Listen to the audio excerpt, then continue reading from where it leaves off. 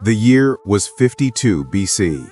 Julius Caesar was reeling, not from a direct defeat, but from the realization that his decade-long campaign was on the brink of failure. Vercingetorix, the young unified chieftain of the Arverni, had masterfully united Gaul and implemented the devastating scorched earth policy, straining Roman supplies. The recent defeat at Gergovia had proven that the Gauls could beat the Romans when properly led and fortified. The very future of Roman Gaul hung in the balance. Vercingetorix, following their Gergovia victory, made a critical tactical error. Instead of continuing his guerrilla war and starving out the Romans, he chose to fortify his main force, estimated at 80,000 warriors, within the hill fortress of Alesia, believing its natural defenses and his supply lines would ensure survival while the massive Gallic relief force mobilized. Caesar, recognizing this desperate gamble as his ultimate chance, immediately moved his legions to besiege Alesia. The fortress was strategically positioned atop a high plateau, surrounded on three sides by rivers, making a direct assault virtually impossible. Caesar understood that time was of the essence. He had to starve the Gauls into submission before the massive relief army could arrive. His response was a feat of engineering unparalleled in ancient warfare: the creation of a double line of circumvallation, a ring of fortifications designed both to keep the enemy in and to keep the relieving forces out. The construction began immediately, with an intensity that stunned the Gauls. The inner line, contravallation, built to contain Vercingetorix's army, stretched nearly 10 miles, about 16 kilometers, around the base of the plateau. It was a complex and deadly system, a 12-foot-deep trench, in some places doubled, followed by a massive earthen rampart or agger, topped with palisades, and high wooden watchtowers placed at regular intervals. In front of the ditch, the Romans planted various horrifying traps designed to break up any attempted breakout, including pointed stakes hidden in shallow trenches, known grimly as lily pots or lilia, and sharp iron hooks embedded in the ground, sipi and stimuli. The construction was rapid, brutal, and utterly systematic, isolating Vercingetorix and his 80,000 men inside the ring. Yet the true test of Caesar's genius lay in the outer line, circumvallation.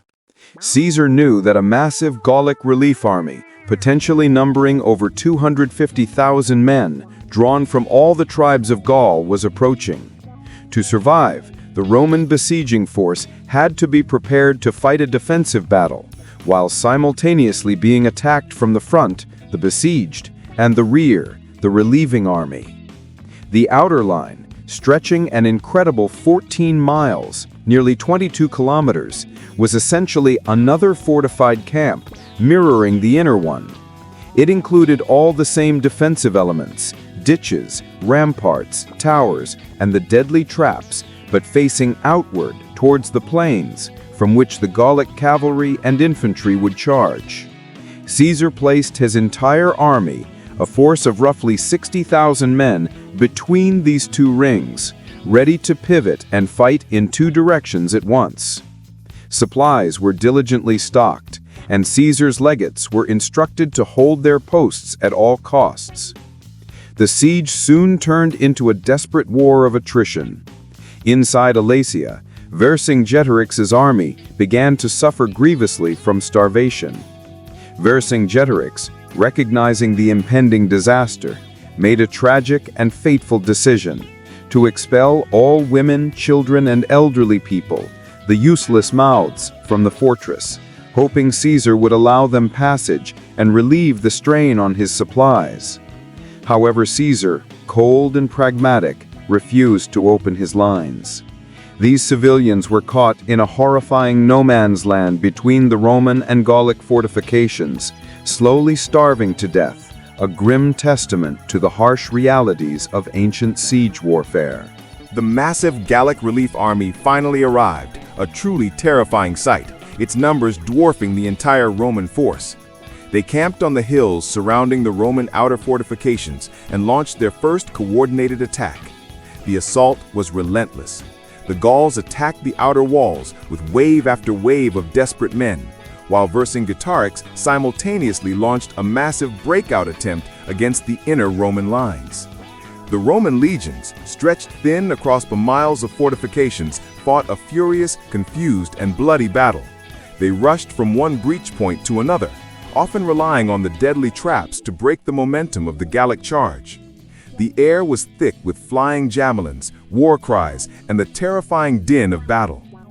The Roman command structure, however, held firm, with legates constantly moving reserves and shoring up weak points.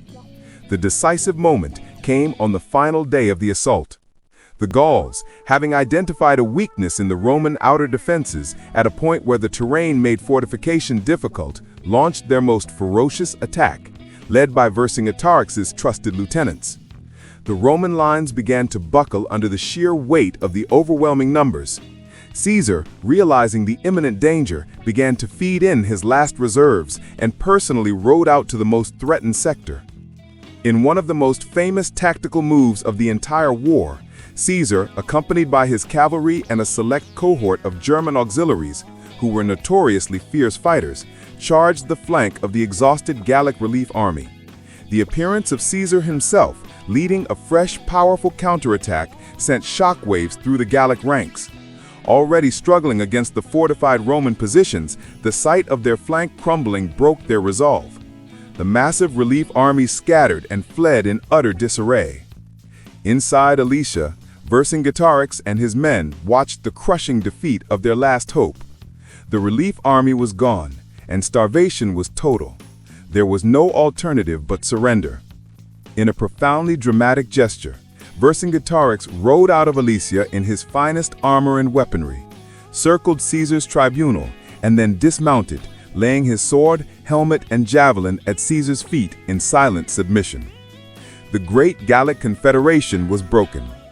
The siege of Alesia was not merely a victory, it was a military masterpiece, a testament to Roman engineering, discipline, and above all, the unparalleled strategic genius of Julius Caesar. Gaul was now effectively conquered, secured by blood and iron, paving the way for Caesar's ultimate rise to power in Rome.